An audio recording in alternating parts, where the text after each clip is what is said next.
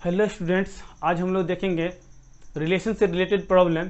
वो प्रॉब्लम होगा एनसीईआरटी का और प्रॉब्लम है एक्सरसाइज 1.1 पहला नंबर क्वेश्चन है। तो फर्स्ट नंबर क्वेश्चन जो है हमारा दिया हुआ है relation R in the set A 1 2 3 so 1 13 14 defined as R इतना इतना। यानी कि जब रिलेशन का क्वेश्चन आपको दिया जाएगा तो दो बात उसमें दिया जाएगा। पहला कि किस सेट से हमको एलिमेंट को लेना है, जैसे कि यहाँ पर दिया हुआ है सेट ए एलिमेंट कितना है 1 2 3 सो 1 14। और दूसरा बात दिया रहेगा कि रिलेशन कौन सा है, यानी कि ए के साथ बी का क्या रिलेशन है। यहाँ पर एक्स वाई दिया है तो एक्स के साथ वाई का क्या रिलेशन है। यहाँ पर 3x - y = 0। तो चलिए हम इसको सॉल्व करते हैं। इसका सॉल्यूशन हो जाएगा, दिया हुआ क्या है वो पहले लिखेंगे हम लोग। दिया हुआ है a = 1 2 3 4 सो ऑन कहाँ तक 14 तक। रिलेशन क्या दिया हुआ है, रिलेशन दिया हुआ है x के साथ y का रिलेशन है। क्या रिलेशन है 3x - y = 0। ये 3x - y को अगर हम लोग निकालें तो 3x - y = 0, यानी -y = 3x -3x minus cancel तो y = 3x। और एक रिलेशन निकल गया हमको कि y जो है 3x के बराबर है। अब हम यहाँ से x का वैल्यू पहले लेंगे तो रिलेशन आ जाएगा हमको। x के जगह पर पहले 1 डालें तो x जब 1 रहेगा तो y कितना रहेगा 3, यानी कि 1 का 3 के साथ रिलेशन बना। क्या रिलेशन बना कि 3 जो है, यानी कि ये जो 3 है ये इसका 1 का तिगुना है, यानी y जो है x का तिगुना है। फिर हम 2 डालेंगे, 2 तो 2 डालेंगे तो कितना हो जाएगा 6। 3 डालें, 3 वैल्यू यहाँ पर रखेंगे तो कितना हो जाएगा 9।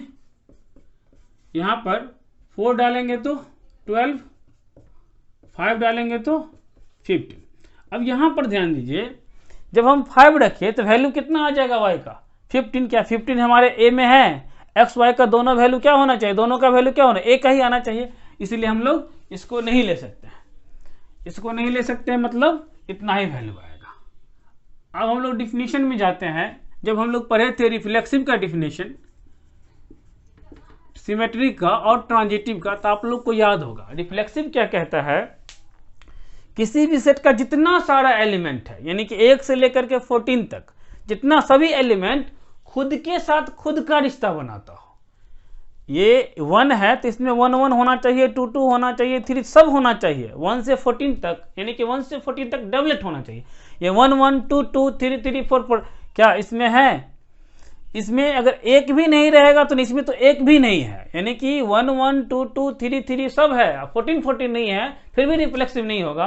और यहाँ तो एक भी नहीं है तो हम लोग कह सकते हैं हियर 1 1 कोई एक ले लीजिए, 1 1 does not belongs to R, therefore R is not reflexive. ये रिफ्लेक्सिव नहीं होगा।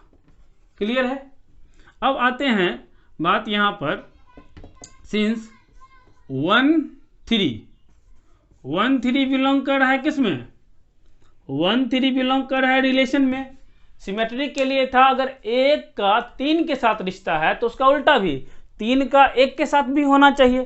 क्या 1 का 3 के साथ है, बट यहाँ पर क्या दिख रहा है, बट 3 का 1 के साथ रिश्ता है नहीं है। इसका मतलब क्या हो जाएगा, आर इज नॉट सिमेट्रिक। ये सिमेट्रिक नहीं होगा। क्यों नहीं होगा, यानी कि कोई भी एक एग्जांपल से हम लोग बता सकते हैं जब नहीं दिखाना हो तो। ये भी नहीं हो रहा है, 2 6 है, 6 2 है, इसमें क्या नहीं है, मतलब ये सिमेट्रिक नहीं। कोई एक दिखा दीजिए, काम मेरा चल जाएगा। फिर देखिए 1 3 के साथ रिलेशन है और 3 के साथ 9 का रिलेशन है, तो 1 के साथ 3 का। ट्रांजिटिव के लिए याद होगा a के साथ b का रिश्ता, वही रिश्ता b के साथ c का और a के साथ c का बन जाए तो क्या कहलाएगा हमको, ट्रांजिटिव। और यहाँ पर हम लोग देख रहे हैं कि सिंस 1 के साथ 3 का रिलेशन है और एंड 3 के साथ 9 का रिलेशन है, बट 1 के साथ 9 का रिलेशन नहीं है। इसका मतलब therefore R is not transitive. फिर से देख लीजिए इसको, जब हम लोग को क्वेश्चन देगा रिलेशन का तो दो चीज दिया रहेगा, पहला किस सेट से वैल्यू लेना है, दूसरा कि रिलेशन कैसा है। ये दोनों को लिख लिए हम लोग। उसके बाद इसका रिलेशन थोड़ा बाहर निकाल दिए कि y के साथ x का क्या रिलेशन है, तो y इक्वल तो हमको निकल गया 3x, और हमको वैल्यू दिया हुआ है 1 से लेकर के 14 तक, तो 1 डाले इसमें, तो 1 डाले तो y का वैल्यू 3 आ गया, 2 तो 6, 3 दिए तो 9 और 4 दिए तो 12।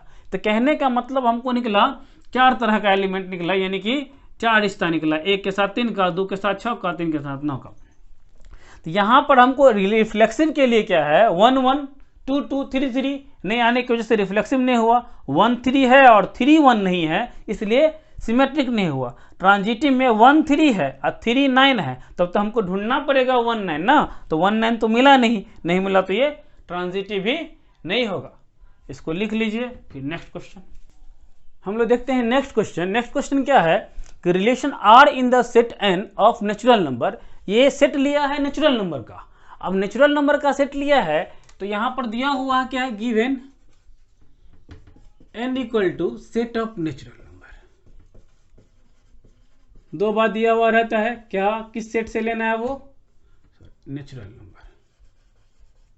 दूसरा रिलेशन क्या दिया हुआ है यहां पर, x के साथ y का रिलेशन है। कैसा रिलेशन है, y equal to X plus 5, और क्या दिया हुआ है कि x का जो वैल्यू होगा वो 4 से कम होगा, इन x का वैल्यू 4 से कम होगा।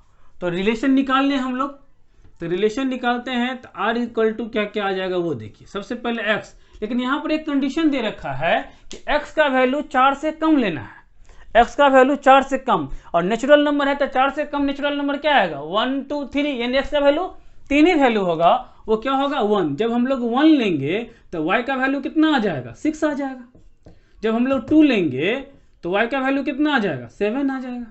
जब हम लोग 3 लेंगे तो y का वैल्यू कितना आ जाएगा, 8 आ जाएगा। तो कहने का मतलब यहाँ पर आया रिलेशन हमको निकल गया। रिलेशन में 3 एलिमेंट है, एक ये और एक ये और एक ये। अब हमको देखना है कि रिफ्लेक्सिव सिमेट्रिक ट्रांजिटिव है या नहीं है।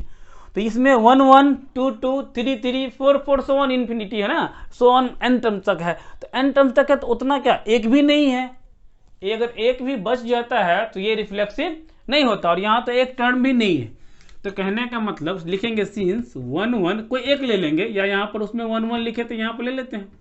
2 2 does not belongs to r, therefore r is not reflexive, ये रिफ्लेक्सिव नहीं हुआ। बात समझ रहे हैं। फिर देखते हैं सिंस, अब सिमेट्री के लिए देख लीजिए, यहां 1 6 बिलोंग कर रहा है, किसमें, तो R में। 1 6 अगर बिलोंग करता है R में, इसका मतलब क्या चाहिए आपको, 6 1 को भी बिलोंग होना चाहिए R में, यानी 1 का 6 के साथ रिश्ता है, 1 का 6 के साथ रिलेशन है, तो 6 का भी 1 के साथ रिलेशन होना चाहिए। क्या इस रिलेशन में मिला, नहीं मिला, मतलब सिमेट्रिक नहीं है। 1 के साथ 6 का रिलेशन है तो 6 का भी 1 के साथ रिलेशन होना चाहिए, इसमें नहीं होने की वजह से ये भी क्या हो जाएगा, यानी कि R इज नॉट सिमेट्रिक, ये सिमेट्रिक नहीं होगा। नेक्स्ट हम लोग देखते हैं, सिंस 1 6 जो है बिलोंग कर रहा है, 1 6 रिलेशन ही बिलोंग कर रहा है, तो 6 का किसी और के साथ है, नहीं है, तो ढूंढने की आवश्यकता नहीं है। 2 के साथ 7 का रिलेशन है, तो 7 का किसी और के साथ रहेगा तब ना ढूंढने। A का B के साथ है, B का C के साथ है, तब हम लोग A का C के साथ जाते हैं। लेकिन यहाँ पर 1 के साथ 6 है, 6 के साथ नहीं कोई है, तो इसका मतलब ये ट्रांजिटिव है। 2 7 ये भी ट्रांजिटिव हो जाएगा, 3 8 है ही नहीं, तो कह सकते हैं यहाँ है 1 6 belongs to R, 2 7 belongs to R, 3 8 belongs to R, therefore R is transitive. ये ट्रांजिटिव हो जाएगा, इसको नोट कर लीजिए। फिर नेक्स्ट क्वेश्चन हम लोग देखते हैं। तो स्टूडेंट्स हम लोग देखते हैं नेक्स्ट क्वेश्चन। नेक्स्ट क्वेश्चन है relation R in the set Z of all integers defined as R is equal to इतना।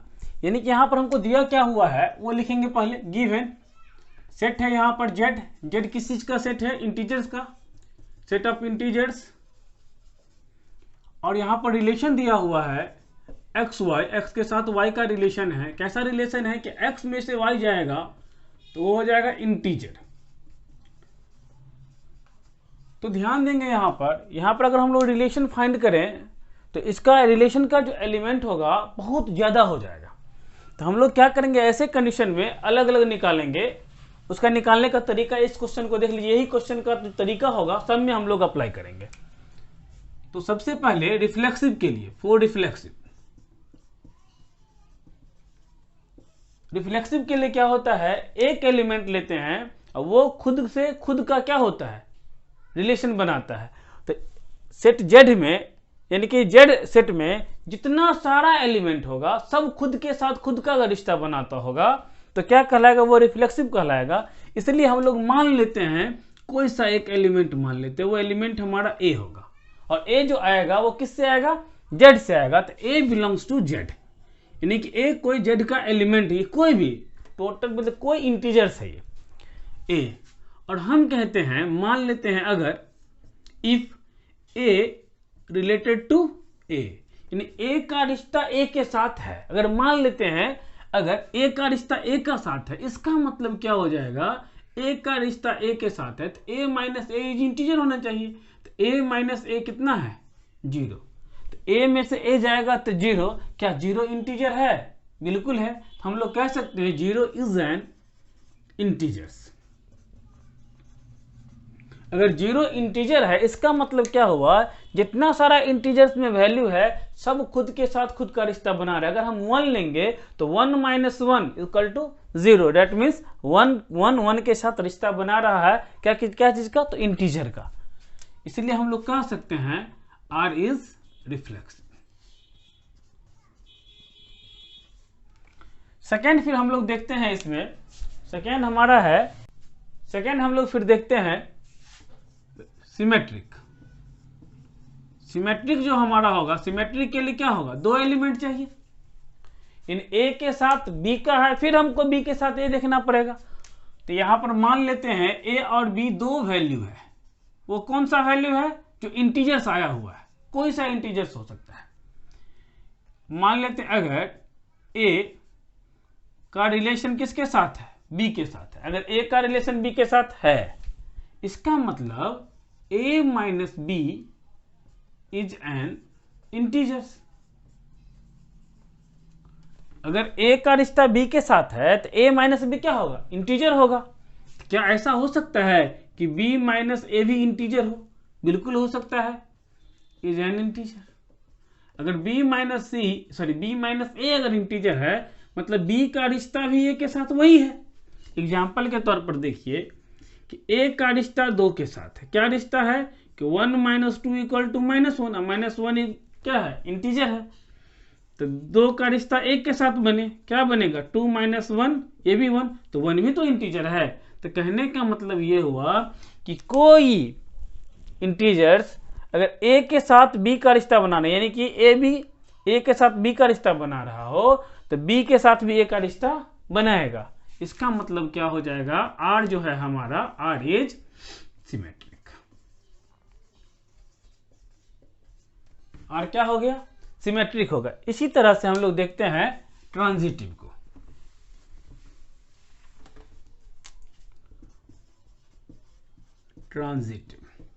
ट्रांजिटिव के लिए क्या चाहिए, 3 वैल्यू चाहिए। मान लेते हैं A B C ये बिलोंग कर रहा है किसमें, जेड में। अब जेड में बिलोंग कर रहा है तो ए बी सी तीनों का तीनों इंटीजर है।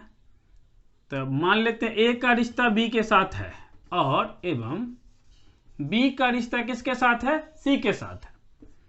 अगर ए का रिश्ता बी के साथ है तो एक्स वाई का रिश्ता है, तो x minus y is an integer, यानी कि a minus B is an integers and b minus C is an integer. यहां पर क्या बोला, a का रिश्ता b के साथ है और b का रिश्ता c के साथ है, तो ये 2 बात होगा इसके अकॉर्डिंग। अगर हम बोले कि a माइनस बी इंटीजर है और b माइनस सी इंटीजर है, अगर दोनों का सम कर दें वो भी क्या होगा, इंटीजर ही है, यानी कि 2 इंटीजर का सम इंटीजर ही आता है। तो a minus B plus b minus C is an also integer. अगर ये इंटीजर आ गया, इसका मतलब b और b क्या हो जाएगा, 0 हो जाएगा। तो a minus C is an integer. अगर इंटीजर आ गया तो a के साथ वही रिश्ता न बना दिया c का, यानी कि a और c क्या है, a में से c को माइनस करेंगे तो वो इंटीजर आ गया, तो a c के साथ रिश्ता बनाया। क्या रिश्ता बनाया कि a में से c जाएगा तो इंटीजर, इसीलिए हम लोग कह सकते हैं देयरफॉर r इज ट्रांजिटिव। तो यह जो रिलेशन हुआ, यह रिलेशन क्या हुआ, रिफ्लेक्सिव भी होगा, सिमेट्रिक भी होगा और ट्रांजिटिव भी होगा। जो रिलेशन रिफ्लेक्सिव, सिमेट्रिक, ट्रांजिटिव होता है उसको हम लोग इक्विवेलेंस रिलेशन भी कहते हैं। तो नेक्स्ट क्वेश्चन देखते हैं, फिर पहले ये नोट कर लें आप लोग। तो हम लोग देखते हैं नेक्स्ट क्वेश्चन है स्टूडेंट। तो ये क्वेश्चन हमारा है 1.1 का 14 नंबर क्वेश्चन है। दिया हुआ है इसमें क्या, एल कोई सेट है जिसमें all line in the X Y plane, वो क्या है, एक्स वाई प्लेन का सारा लाइन्स है इसमें, और रिलेशन है यहाँ पर L1 के साथ L2 का। कैसा रिलेशन है, L1 is parallel to L2। और इसमें क्या बोल रहा है ये, so that R is equivalence relation. इसका मतलब ये हुआ हमको रिफ्लेक्सिव, सिमेट्रिक, ट्रांजिटिव तीनों दिखाना पड़ेगा। अगर रिफ्लेक्सिव, सिमेट्रिक, ट्रांजिटिव तीनों अगर है तो वो क्या हो जाएगा, इक्विवेलेंस रिलेशन हो जाएगा। अब यहाँ पर एक और जोड़ दिया गया क्वेश्चन में, find the set of all lines related to the line y equal to 2x plus 4। इससे रिलेटेड कितना लाइन बन सकता है उसका हमको बताना है। तो इसके बारे में हम लास्ट में डिस्कस करेंगे, कि पहले हम इस क्वेश्चन के बारे में डिस्कस करें। हम लोग सॉल्व करते हैं इसको। यहां पर आ जाएगा, दिया हुआ है क्या, L कोई सेट है, यानी इसका मतलब set of all lines in X Y plane. X Y plane में जितना सारा लाइन्स है इस सभी लाइन्स की बात कर रहा है। तो ध्यान दीजिए कि एक्स वाई प्लेन क्या होता था, हम लोग कोऑर्डिनेट में पढ़े हैं 11th में, X X dash Y Y dash, ये हो गया एक्स वाई प्लेन। अब इसमें लाइन है, ढेर लाइन है, बहुत सारा लाइन है। इसमें सिर्फ और सिर्फ किस लाइन की बात कर रहा है, ऐसा लाइन, ये दो लाइन होगा जो एक दूसरे के पैरेलल होगा, उसको हमको ढूंढने के लिए बोल रहा है, वैसा रिलेशन बनाने के लिए बता रहा है। तो इसमें तो बहुत सारा लाइन हो सकता है, पैरेलल भी होगा, परपेंडिकुलर भी होगा, ना पैरेलल होगा ना परपेंडिकुलर, अलग भी हो सकता है, बहुत सारा लाइन हो सकता है। यहाँ पर रिलेशन दिया हुआ है R equal to L1, L2 such that L1 parallel to L2। चलिए सबसे पहले हम लोग चेक करते हैं ये रिफ्लेक्सिव है या नहीं है। फॉर रिफ्लेक्सिव, तो रिफ्लेक्सिव में क्या होता है, खुद के साथ खुद, यहां पर जितना सारा लाइन है सभी लाइन खुद के साथ खुद का रिश्ता अगर बना रहा है तो क्या कहलाएगा, रिफ्लेक्सिव कहलाएगा। तो मान लेते हैं सपोज L जो है, स्मॉल l कैपिटल L में बिलोंग कर रहा है, इसका मतलब कैपिटल L में जितना सारा लाइन है उसमें से उस लाइन को ले रहा है, वो एक लाइन, कोई भी एक लाइन को ले रहा है। मान लेते हैं अगर L1 रिश्ता L1 के साथ बना रहा है, L1 related to L, L relation L है, तो क्या होगा ये L पैरेलल L का हो जाएगा ना। अगर ये कोई लाइन है तो यही लाइन इस पर पैरेलल हो जाएगा, ये पॉसिबल है, बिल्कुल पॉसिबल है। यानी क्या, यह जो है इट इज ट्रू, ये अगर ट्रू है इसका मतलब R क्या हो जाएगा, R इज रिफ्लेक्सिव। तो अब फॉर सिमेट्रिक के लिए हम लोग देखते हैं, सिमेट्रिक के लिए क्या करना पड़ेगा, दो लाइन लेना पड़ेगा। तो मान लेते हैं कि L1, L2 यानी कि दो लाइन है जो बिलोंग कर रहा है किससे, तो कैपिटल L से, और ये कह रहा है कि L1 रिलेशन है किसके साथ, L2 के साथ, यानी कि L1 L2 का रिलेशन है मतलब क्या है रिलेशन दोनों के बीच, L1 पैरेलल होगा किसका, L2 का, यानी कि कोई लाइन L है, L1 है और कोई लाइन L2 है, तो L1 L2 का क्या है, पैरेलल है। तो क्या L2 भी L1 का पैरेलल होगा, बिल्कुल हो जाएगा। इसका मतलब हम लोग लिख सकते हैं L2 पैरेलल L1। जब L2 L1 का पैरेलल होगा इसका मतलब L2 भी रिश्ता बना रहा है किसके साथ, L1 के साथ, सेम रिलेशन बना रहा है। इसका मतलब R क्या है हमारा, R इज सिमेट्रिक, ये सिमेट्रिक भी है। चलिए हम लोग देखते हैं ट्रांजिटिव। ट्रांजिटिव में क्या होगा, 3 लाइन लेना पड़ेगा। तो ट्रांजिटिव फॉर ट्रांजिटिव, मान लेते हैं 3 लाइन लिए L1 L2 L3, ये बिलोंग कर रहा है किससे? तो L से। यहां पर अगर L1 रिलेशन है किसके साथ? L2 के साथ, यानी L1 L2 का रिश्ता है, और L2 का रिश्ता किसके साथ है? L3 का रिश्ता है। इसका मतलब L1 पैरेलल है किसका? L2 का, और L2 पैरेलल किसका है? L3 का। इसको एग्जांपल में इधर देख लीजिए, फिगर में देखिए, इधर L1 ऐसा है, L2 ऐसा है, तो L1 का पैरेलल L2 के साथ, फिर L2 का पैरेलल किसके साथ? L3 के साथ। तो क्या L1 L3 से पैरेलल होगा?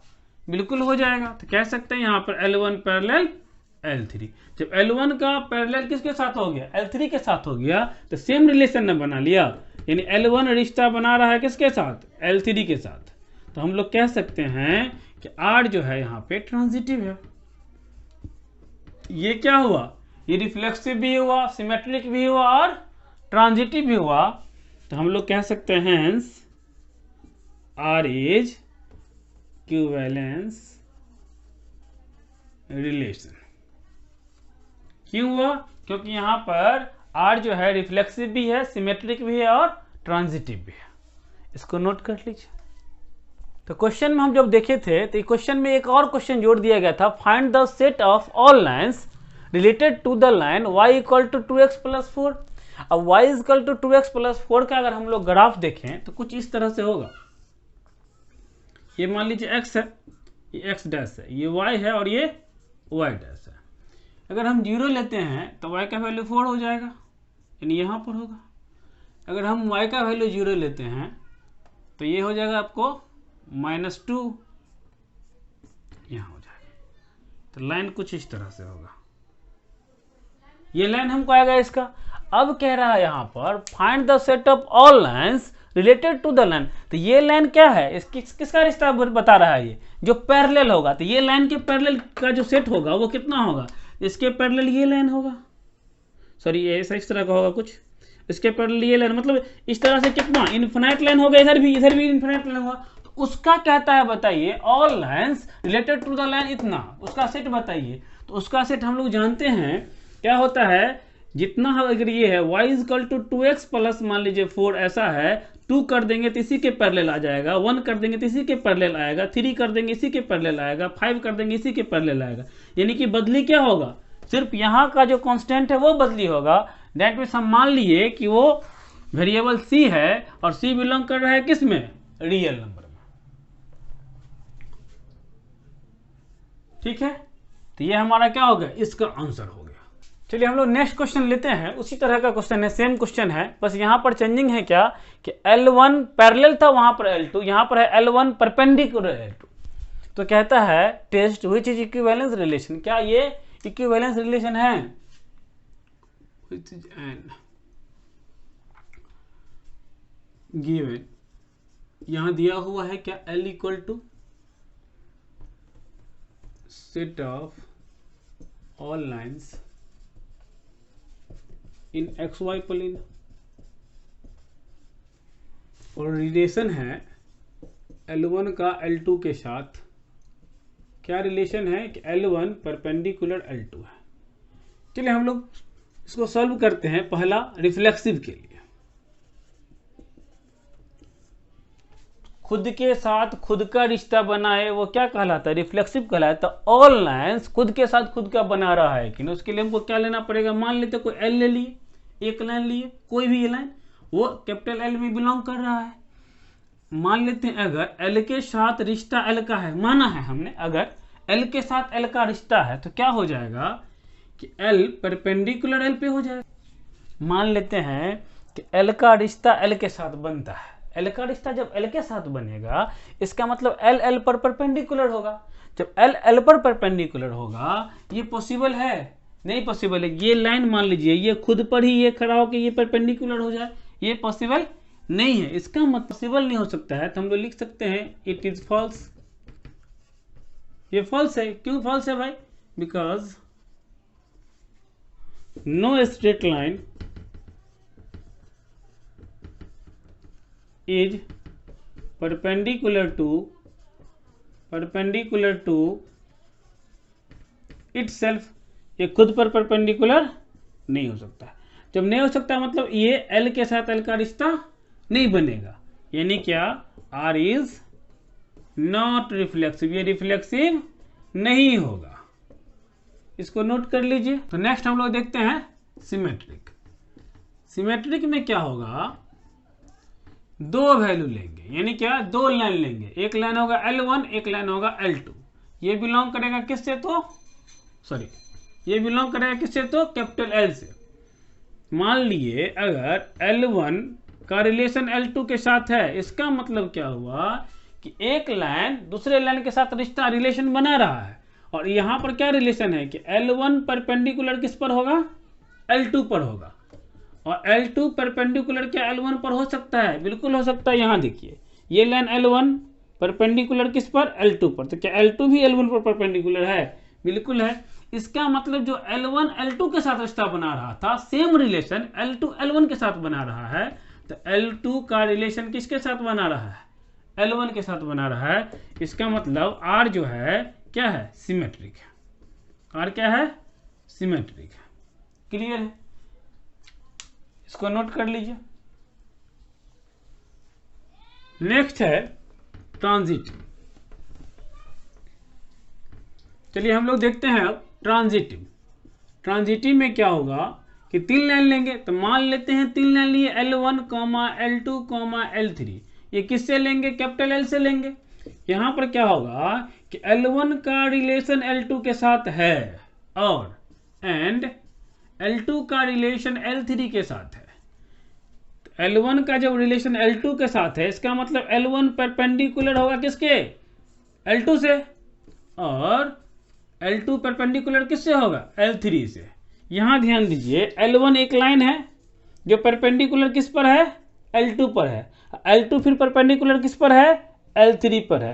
तो क्या L1 L3 के साथ परपेंडिकुलर का रिलेशन बना रहा है, क्या L1 L3 के साथ परपेंडिकुलर का रिलेशन बना रहा है, बिल्कुल नहीं बना रहा है। L1 L3 पर क्या हो जाएगा, पैरेलल हो जाएगा। यहाँ पर L1 पैरेलल L3, इसका मतलब हो गया L1 not related to L3, यानी कि L1 L3 के साथ रिलेशन नहीं बना रहा है, क्योंकि यहाँ पर क्या हो गया, पैरेलल हो गया। परपेंडिकुलर होता तो रिलेशन होता, इसलिए क्या हो जाएगा, R is not transitive. R क्या है, ट्रांजिटिव नहीं है। इसका मतलब ये जो है रिलेशन इक्विवेलेंस रिलेशन नहीं है। हम लोग कह सकते हैं हैंस